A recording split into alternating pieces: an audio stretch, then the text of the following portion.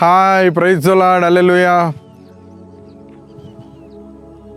దేవుని ప్రజలందరికీ, దేవుడు సృష్టించిన ప్రతి వ్యక్తికి యేసుక్రీస్తు నామములో శుభములు, వందనములు తెలియజేస్తున్నాం.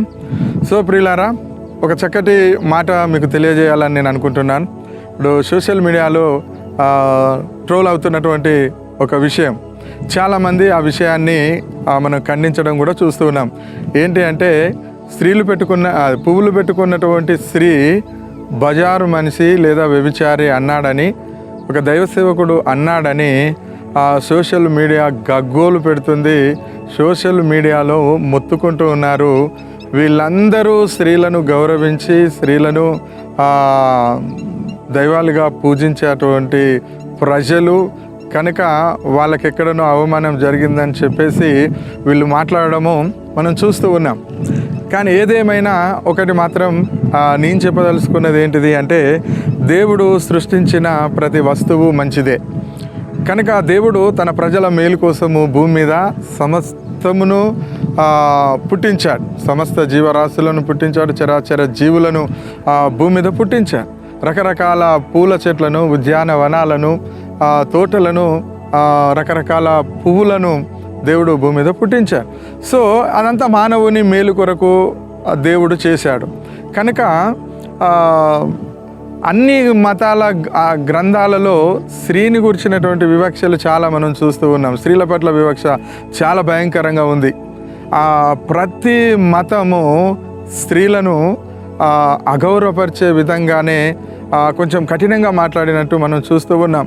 కానీ ఒకటి మాత్రము నేనేం చెప్పాలనుకున్నాను అంటే, దేవుడు మాత్రము స్త్రీని పురుషుణ్ణి సమాన భాగాలుగా చూశాడు, కానీ ఎక్కువ తక్కువ చూడలేదు. స్త్రీకి గౌరవం తక్కువ చేయలేదు, పురుషునికి గౌరవం ఎక్కువ చేయలేదు. స్త్రీ పురుషుల యొక్క కలయిక అది చాలా గౌరవంగా, మర్యాదగా ఉంటుందని దేవుడు చెప్పాడు. సో ఇక్కడ అలంకరణ విషయానికి వచ్చేసరికి నేను మాట్లాడుతున్నాను. స్త్రీలు పువ్వులు పెట్టుకుంటే ఏమైనా పాపమా? స్త్రీలు పువ్వులు మాలలు ధరిస్తే ఏమైనా పాపం వస్తుందా? అదేమైనా పాపానికి సూచన అనేది మీరు ఒకటి ఆలోచన చేయండి.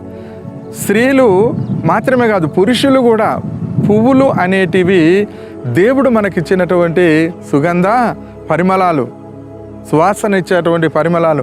ఆ పువ్వులు పెట్టుకోవడము పాపమేమి కాదు. పువ్వులు పెట్టుకోవడము అది వ్యభిచారానికి సంబంధించింది కాదు. వ్యభిచారము చేసే స్త్రీలే పువ్వులు పెట్టుకుంటారు, సంసారం చేసే స్త్రీలు పువ్వులు పెట్టుకోరని ఎక్కడ లేదు. కనుక సంసారం చేసే స్త్రీ సంసారి అయినా సరే, వ్యభిచారి అయినా సరే, స్త్రీ పువ్వులు పెట్టుకున్నది అని అంటే అలంకరణ విషయంలో పెట్టుకుంటారు, వాళ్ళకి ఇష్టమై పెట్టుకుంటారు, వాళ్ళ భర్తలకు ఇష్టకరంగా ఉండాలని పెట్టుకుంటారు. అవి దేవుడిచ్చినవి కనుక అవి ధరిస్తారు, తప్పేమి లేదు. అది ఏ జాతి స్త్రీ అయినా సరే, ఏ మతానికి చెందిన స్త్రీ అయినా సరే, ఆమె మానవురాలు కనుక మానవత్వంతో మనం ఆలోచన చేయాలి. కనుక పువ్వులు పెట్టుకోవడము, గాజులు పెట్టుకోవడము ఇవేమి తప్పు కాదండి. బొట్టు పెట్టుకోవడం తప్పేమి కాదు. మంగళసూత్రం ధరించడం తప్పేమి కాదు. మట్టెలు పెట్టుకోవడం తప్పేమి కాదు. వెండి బంగారాలు పెట్టుకోవడం తప్పేమి కాదు. ఎవరు తప్పని చెప్తున్నారు? మనుషుల కట్టడలు, దైవోపదేశములని బోధించేటువంటి కొంతమంది ప్రవచనాలు చెప్పేవాళ్ళు ఉన్నారు. వాళ్ళు క్రిస్టియన్లో ఉన్నారు, వాళ్ళు మన హిందుత్వంలో ఉన్నారు, వాళ్ళు ముస్లింలలో కూడా ఉన్నారు. అన్ని గ్రంథాలలో అలాంటి వాళ్ళు ఉంటారు. కానీ దేవుని మనసుతో చూడండి, దేవుని ఆలోచనతో చూడండి. నేను చెప్తున్నాను, స్త్రీలను మీరు వంచకండి. వాళ్ళు అలంకరించుకొనివ్వండి, తప్పేం లేదు.